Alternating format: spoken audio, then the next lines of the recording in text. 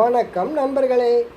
இன்று நாம் பார்க்க இருப்பது பழம்பெரும் நடிகை கே.பி. சுந்தராம்பாள் அவர்களுடைய வாழ்க்கை வரலாறு. வாங்க வீடியோவுக்குள் போவோம். ஔவையார் பாடல்கள் ஒவ்வொன்றிலும் பக்தி, உன்னதத்துவம், உயர்ந்த கருத்து நிரம்பி வழிந்தது. சினிமாவிலும் கர்நாடக இசையை பாமரரும் விரும்பும் வண்ணம் ஜனரஞ்சகமான மெட்டுக்கள் மூலம் அமைக்க முடியும் என்பதை நிரூபித்தவர் கே.பி. சுந்தராம்பாள். தமிழ் நாடக உலகிலும் சரி, பின்னர் திரை உலகிலும் சரி, கே.பி. சுந்தராம்பாளின் பாட்டும் நடிப்பும் கலந்த தெய்வீக பணி பிரமிக்கத்தக்கது. இந்திய சினிமா சரித்திரத்திலேயே முதல் முறையாக 1,00,000 ரூபாய் சம்பளம் வாங்கிய முதல் நடிகை கே.பி. சுந்தராம்பாள் தான். கே.பி. சுந்தராம்பாள் 1907ஆம் ஆண்டு கொடுமுடியில் பாலாம்மாள் என்பவரின் மகளாக பிறந்தவர். 7வது வயதிலேயே கலை ஆர்வத்தால் நல்லதாங்கால் நாடகத்தில் 7வது குழந்தையாக அவர் நடித்தார்.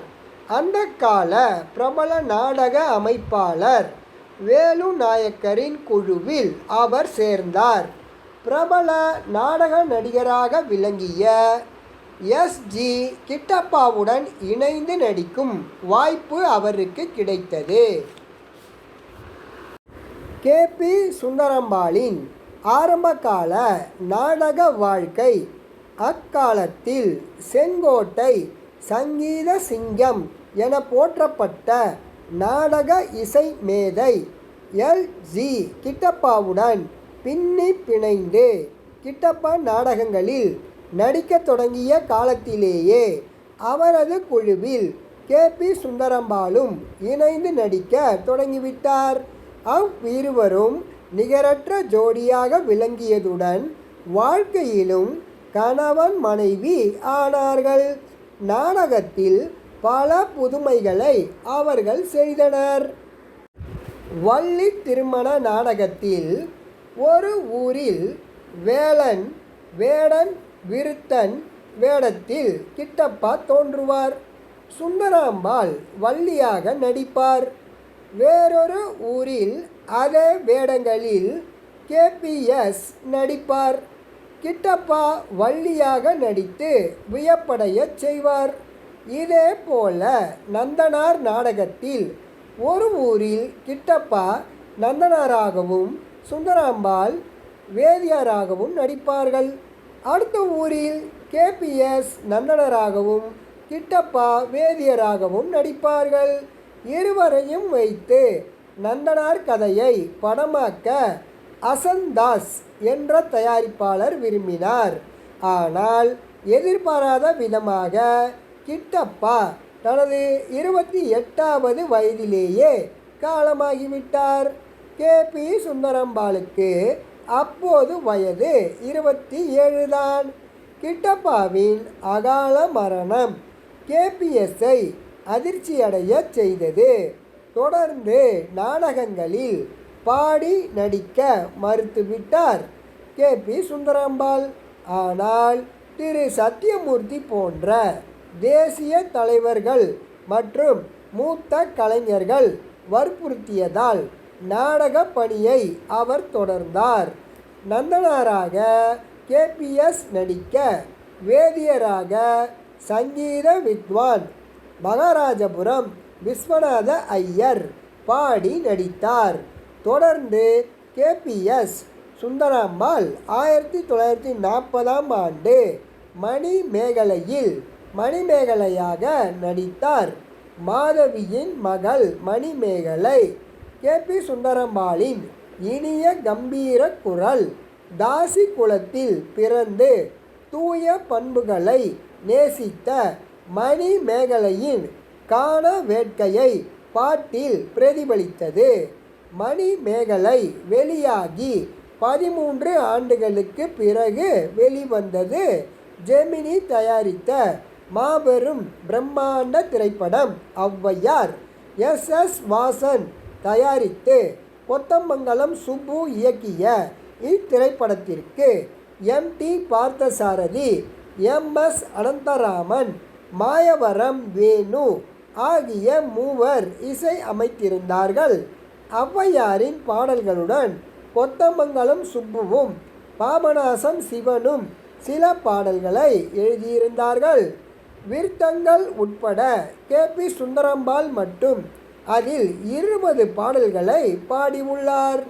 விநாயகரை வணங்கி பாடும் ஐயனே அன்பருக்கு மெய்யனே மற்றும் பொறுமை எனும் நகை அணிந்து வெண்ணிலாவே வெள்ளி நிலாவே கன்னி தமிழ்நாட்டில் வேலனே செந்தமிழ் வித்தகா ஆகிய பாடல்கள் சாகாத வரம் பெற்றவை. ஔவையார் பாடல்கள் ஒவ்வொன்றிலும் பக்தியும் உன்னத தத்துவமும் உயர்ந்த கருத்தும் நிரம்பி வழிந்தன.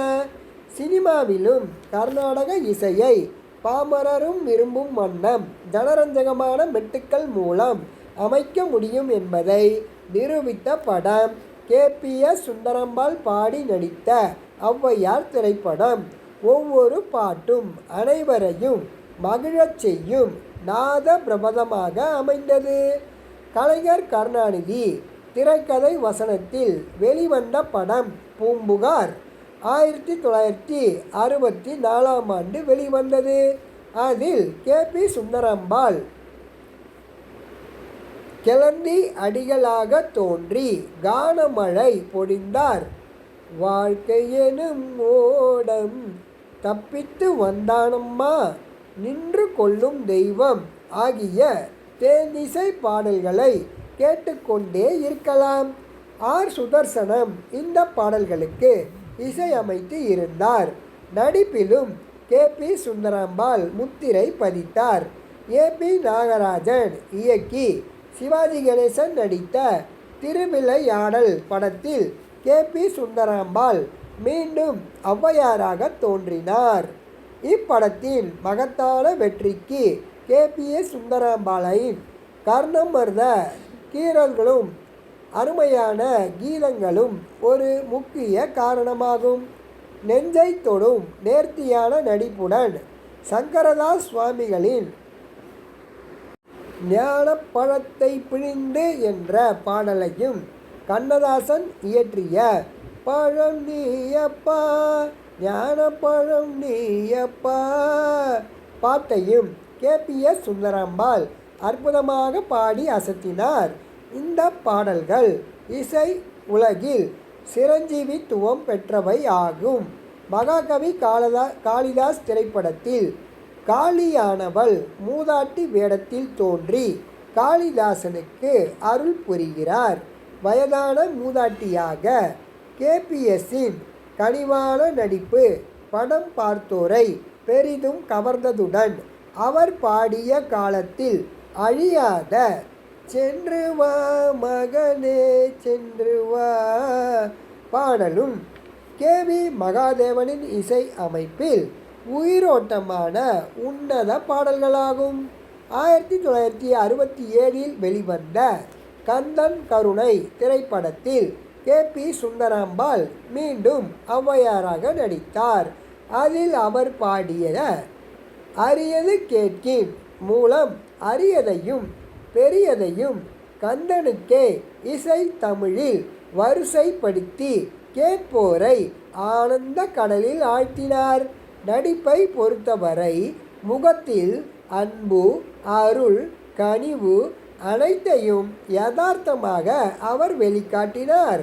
கே.பி. சுந்தரம்பாள் தொடர்ந்து துணைவன், உயிர்மேல் ஆசை, சக்தி லீலை, திருமலை தெய்வம், காரைக்கால் அம்மையார் ஆகிய திரைப்படங்களில் தெய்வாம்சமான பக்தி கதாபாத்திரங்களில் நடித்து இன்றியமையாத இசை மழையையும் பொழிந்திருக்கிறார்.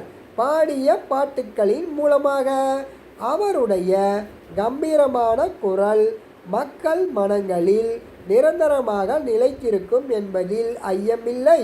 துணைவன் படத்திற்காக கே.பி. சுந்தரம்பாளுக்கு சிறந்த பின்னணி பாடகிக்கான தேசிய விருது கிடைத்தது. தமிழக அரசு கே.பி. சுந்தராம்பாளை தமிழக மேல்சபை உறுப்பினராகவும் நியமித்து கௌரவப்படுத்தியது. கே.பி.எஸ். சுந்தராம்பாள் 1980ஆம் ஆண்டு மரணமடைந்தார். இந்த வீடியோ உங்களுக்கு பிடிச்சிருந்தா லைக் பண்ணுங்கள், ஷேர் பண்ணுங்கள், மறக்காமல் சப்ஸ்கிரைப் பண்ணுங்கள் நண்பர்களே.